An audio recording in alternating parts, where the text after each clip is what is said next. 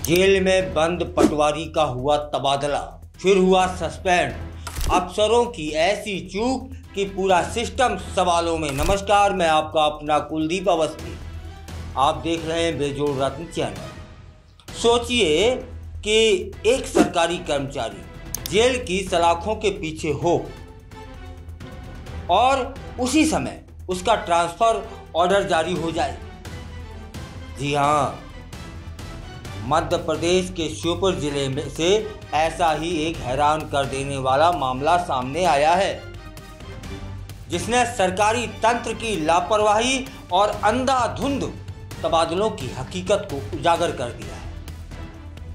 मामला श्योपुर जिले के विजयपुर तहसील के पटवारी हेमंत मित्तल से जुड़ा हुआ है, जो बाढ़ राहत घोटाले में गिरफ्तार हुआ, श्योपुर जेल में बंद है।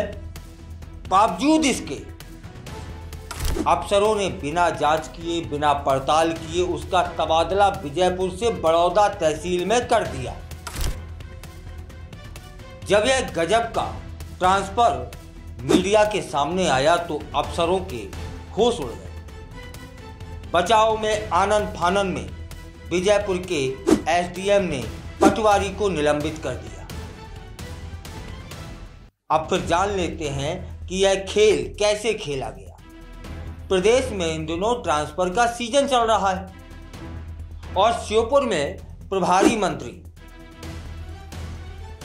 की अनुशंसा पर कर्मचारियों के तबादले भी हो रहे हैं। इसी फेरबदल में अफसरों ने लिस्ट में मौजूद पटवारी हेमंत मित्तल का तबादला कर डाला, यह जाने बिना कि वह पहले से ही जेल में बंद है। भाई, पटवारी हेमंत मित्तल पर आरोप है कि वर्ष 2021 में जो भीषण बाढ़ आई थी, इसके बाद बड़ौदा तहसील में राहत राशि वितरण के समय उसने बड़े पैमाने पर वित्तीय गड़बड़ी की थी।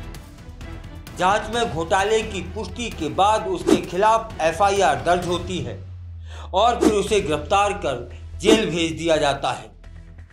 अर्थात जिस स्थान पर उसने भ्रष्टाचार किया, अब उसी जगह उसे दोबारा पदस्थ किया जा रहा था, और वह भी जेल से। अब सवालों के घेरे में अफसर ट्रांसफर लिस्ट में यह गड़बड़ी उजागर होने के बाद जब मीडिया ने तहसीलदार, एसडीएम और कलेक्टर से जवाब मांगा तो कोई भी कैमरे के सामने आने को तैयार नहीं हुआ।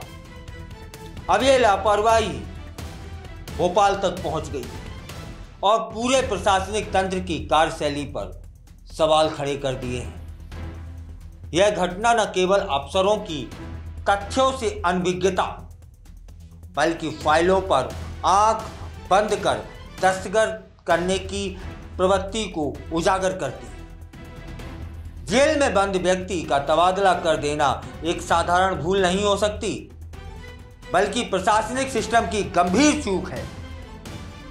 इस लापरवाही ने फिर दिखा दिया कि जब फाइलों पर नाम देखकर ही निर्णय लिए जाते हैं और जमीनी सच्चाई की जांच नहीं होती है, तब ऐसे हास्यास्पद और शर्मनाक घटनाक्रम सामने आते हैं। अब देखना यह है कि इस फजीयत के बाद जिम्मेदार अधिकारियों पर क्या कार्रवाई होती है या फिर हमेशा की तरह यह मामला दबा दिया जाएगा।